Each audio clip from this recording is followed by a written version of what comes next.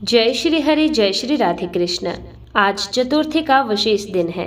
कृष्ण पिंगला संकष्टी चतुर्थी। भगवान गणेश जो विघ्नहर्ता है, आज के दिन अपने शरण में आए भक्तों का हाथ थामते हैं। तो आइए सबसे पहले आज का मुहूर्त जान लेते हैं। उसके बाद में हम कृष्ण पिंगला संकष्टी चतुर्थी की व्रत कथा का श्रवण करेंगे। कृष्ण पिंगला संकष्टी चतुर्थी का व्रत 3 जुलाई शुक्रवार को रखा जाएगा। चतुर्थी तिथि की शुरुआत 3 जुलाई को सुबह 11:20 पर होगी और इसका समापन अगले दिन 4 जुलाई को दोपहर 12:39 पर होगा। पूजा के लिए उत्तम मुहूर्त अभिजीत मुहूर्त होने वाला है सुबह 11:57 से दोपहर 12:53 तक और गोधूली मुहूर्त शाम 7:22 से 7:42 तक रहेगा। 3 जुलाई को चंद्रोदय का समय रात्रि 9:53 पर रहेगा, जिस समय आप चंद्रमा को अर्घ्य देकर अपना व्रत संपन्न कर सकते हैं। कृष्ण पिंगला संकष्टी चतुर्थी की व्रत की विधि बहुत ही सरल है। सुबह जल्दी उठकर स्नान करें और स्वच्छ वस्त्र धारण करें। इसके बाद हाथ में जल और अक्षत लेकर व्रत का संकल्प लें। हे गणेश जी, मैं आज कृष्ण पिंगला चतुर्थी का व्रत पूरी निष्ठा से पूर्ण करूंगी। कृपया आप मेरी मनोकामना पूर्ण करें।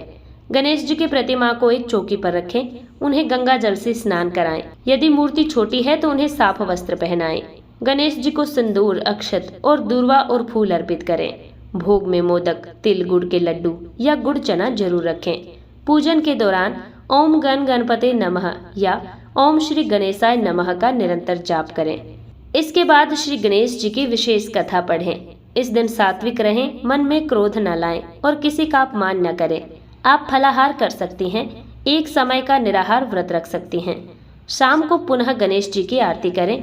चंद्रमा को अर्घ्य देने के बाद ही व्रत खोलें और गणेश जी को चढ़ाया हुआ प्रसाद ग्रहण करें। तो आइए दर्शकों, आज हम कृष्ण पिंगला संकष्टी चतुर्थी के उपलक्ष्य में एक सुंदर पौराणिक कथा का श्रवण करते हैं। बहुत पुरानी बात है। विदर्भ के एक छोटे से गाँव में सुमति नाम की एक विधवा महिला रहती थी। उसका जीवन संघर्षों की एक लंबी कहानी था। उसके पास न तो धन था, न ही कोई सहारा, लेकिन उसके पास एक चीज थी, गणेश जी पर अटूट विश्वास। वह रोज सुबह उठकर नदी के किनारे से मिट्टी लाती और अपने हाथों से एक छोटा सा गणेश स्वरूप बनाती। पूरे दिन मेहनत मजदूरी करती और शाम को जो भी थोड़ा बहुत अनाज मिलता उसका भोग लगाती। लेकिन देखिए तो सही विधि का विधान।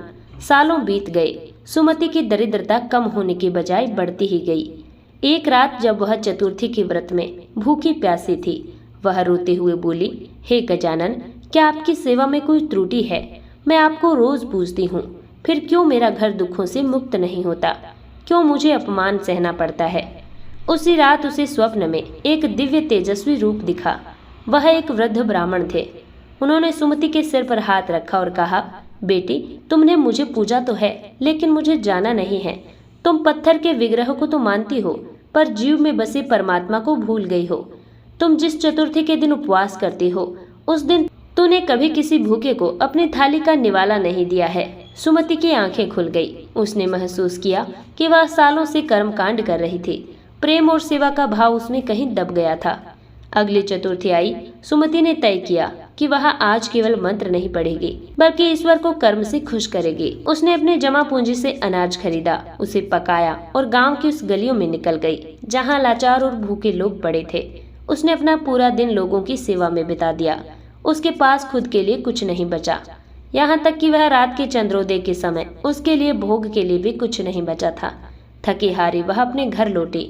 उसके घर के कोने में एक पुरानी मिट्टी की हांडी रखी थी, जो सालों से खाली पड़ी थी। उसने रोते हुए उसे छुआ और कहा, बप्पा, आज मेरे पास चढ़ाने को कुछ नहीं है, बस ये खाली हांडी है।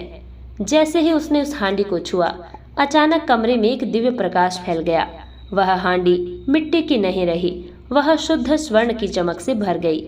सुमति ने देखा कि उस स्वर्ण कलश में से अनाज अपने आप निकल रहा था। ये कोई चमत्कार नहीं, ये गणेश जी का वो अक्षय आशीर्वाद था जो उन्होंने उसके निस्वार्थ सेवा को देखकर दिया था। उस दिन से सुमति का घर अन्न धन से भर गया, लेकिन सुमति ने कभी अहंकार नहीं किया। वह आजीवन उस स्वर्ण कलश से गांव के हर भूखे को भोजन कराती रही। तो दर्शकों, गणेश जी को 56 भोग नहीं चाहिए, उन्हें आपका शुद्ध हृदय और दूसरों की सेवा का भाव चाहिए। आप जो भी पूजा करें उसमें किसी एक व्यक्ति की मदद का भाव जरूर रखें। तो दर्शकों, आज की ये कथा आपको कैसी लगी? अगर आज की ये कथा आपको पसंद आई हो तो उन लोगों तक पहुंचाए जो दुखों से घिरे हैं। कमेंट में ओम गण गणपते लिखें। जय श्री हरि, जय श्री राधे कृष्ण।